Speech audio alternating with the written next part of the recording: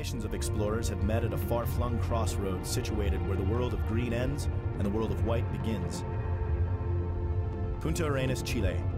As in Shackleton's day, expeditions to the Antarctic begin in this southern port, the capital of Tierra del Fuego.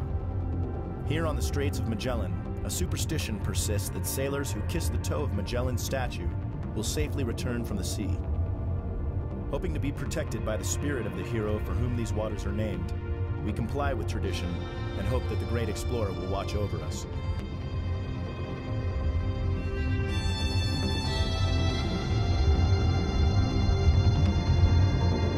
But before we sail, one more leg of the journey remains.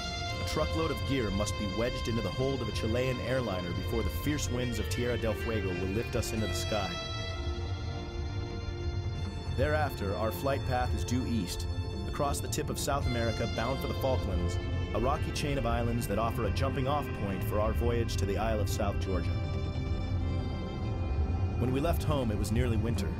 2 days of travel have taken us from autumn to spring, as the southern hemisphere begins to enter a warmer, brighter season. Similar in latitude to London in the northern hemisphere, the Falkland Islands are blessed with a temperate climate.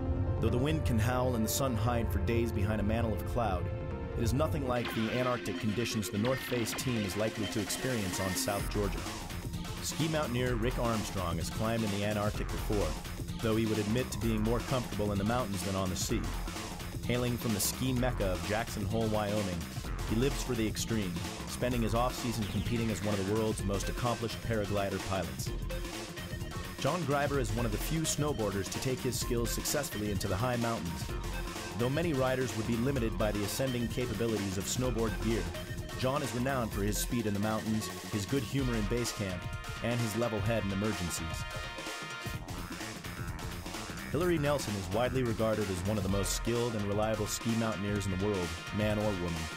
With a cheerfulness that belies her natural tenacity and a toughness that hides behind a bright smile, she is an athlete in total control whenever the terrain is steep and frozen.